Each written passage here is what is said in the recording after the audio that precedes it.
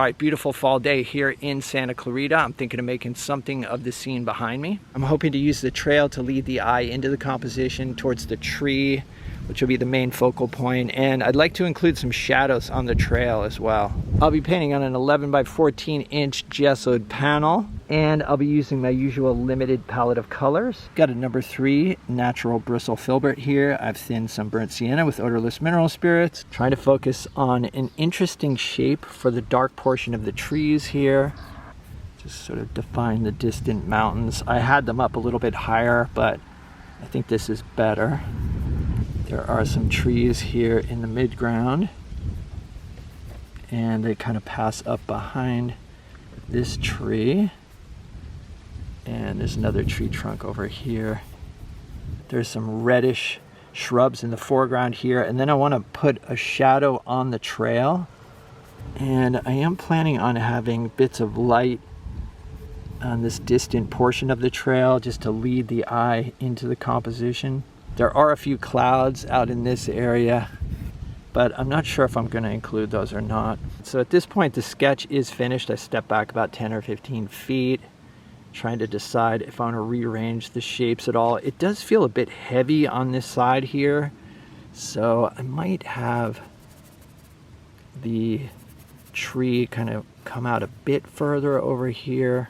These tree shapes here are also dark, and I'm trying to have an interesting light-dark pattern. And by having these darks over here, it'll help counterbalance this dark portion. So unless I shade them in, I can't really tell, you know, if the painting is going to be balanced or not. That definitely looks better. And the shadow on the trail, of course, will also be dark.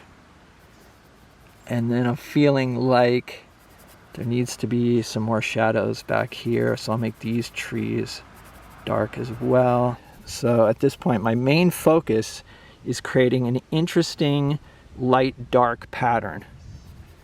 The light-dark pattern really is the composition. There are a few shadows on the shrubs in the foreground, so I will include those. Okay, I'm feeling pretty good about that. I think that's a good start. I've got a number 6 natural bristle flat, and I've mixed up a dark green here. And I used ultramarine blue, alizarin crimson, and cadmium yellow medium. Whenever I paint trees, I try to block in the dark shapes really quickly and spontaneously. I want to make sure that my trees don't look too careful. Obviously, trees are wild things, and they grow in unpredictable ways. It's very easy to make your trees too tidy. That's something that I did, especially when I started painting. I'm doing the usual. I'm squinting at the scene to throw my eyes out of focus so I can concentrate on shapes. At this point, I'm not even really concerned about what's in these dark shapes. I can sort that out later. In other words, there's going to be a trunk in here somewhere, and there are going to be branches. I'll refine those things afterwards, but right now I'm just looking for an interesting dark shape. I feel like I need to define the edge of the trail here a little bit. Here's the shadow, but the trail sort of disappears behind this shrub right here and then reappears around the corner. For the trail, I'm using a mixture of titanium white, cadmium yellow medium, yellow ochre, burnt sienna, and a little bit of ultramarine blue. The trail is the lightest value in the painting, but I don't want to have the trail in the foreground be too bright. In the distance, I'd like it to be bright so that it leads the eye into the distance. I've mixed up a purple using ultramarine blue and alizarin crimson, and I'm going to introduce a bit of the trail color to this color. And this should be a decent starting point for the color of the trail in the shadow. There are some bright orange grasses in the foreground. I'm always trying to get orange or red into the painting when possible, just because most landscapes are predominantly green and blue.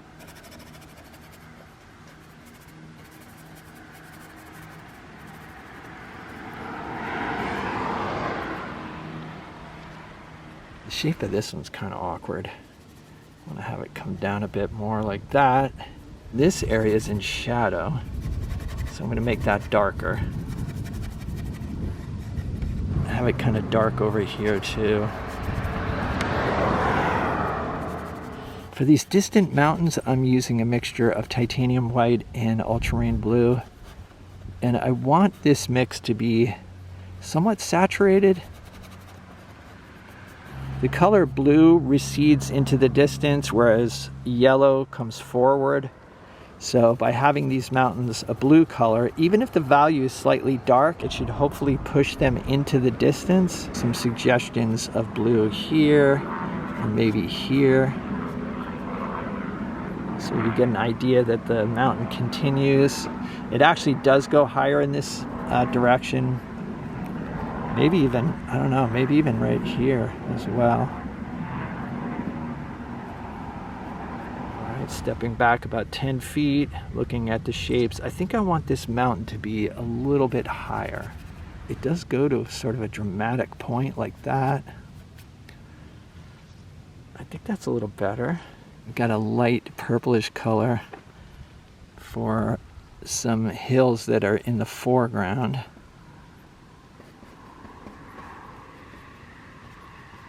For the sky, I'm using a mixture of ultramarine blue, phthalo blue, and titanium white. I have been thinning the mix with liquid. It really does speed up the paint application.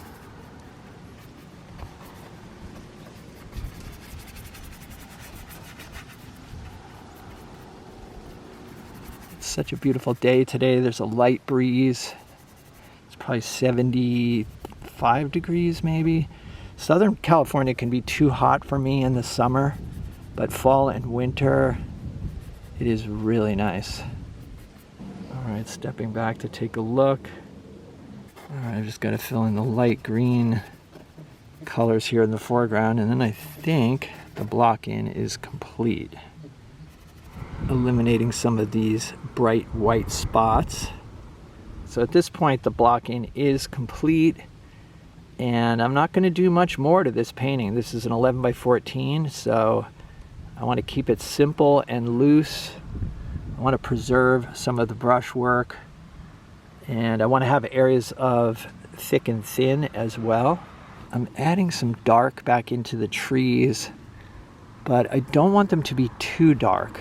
I like to keep my darks transparent. Transparent darks are more luminous than opaque darks. And there are some light portions on the tree as well. I want to make sure that I keep the light portions on the trees darker than the sky. I think I have to lighten up the sky a bit maybe. At this point it is fun to look for subtle shifts in value and temperature and color within the shapes. But I've got to be careful. I do not want to break up the shapes. So I'm keeping the value range very narrow. Having temperature shifts within your shapes also helps to create a feeling of luminosity. So I've got a cooler green here next to a warmer green. For the darkest darks in the tree, I've got a purplish mix here. Just ultramarine blue and alizarin crimson. I've been using a number 6 natural bristle flat for this whole painting, and I think I'm going to stick with it. So far it is doing what I need it to do. I am seeing bits of warmth on the tree trunks close to the ground, probably reflected light off the trail. And the tree trunk on this side isn't visible, but I am going to add it anyway. The light portion of the tree is actually cooler in temperature than the shadow portion, which is interesting. And I'm paying attention to the value of this light portion. As I mentioned, I want it to be darker than the sky, darker in value. This is a good starting point. There's some light on the top of these trees as well.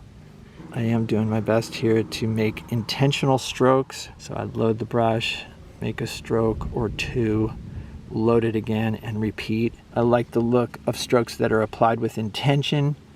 It just makes the painting look stronger and more confident.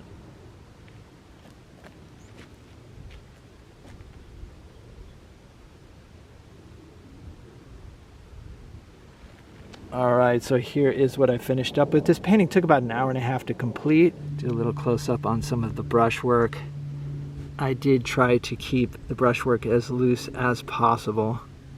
My goals with this painting were to have a nice composition and a convincing feeling of light by having shadows on the trail. I think that helps create a feeling of light, but then also, as I mentioned, the warms and cools in the dark shapes also helps.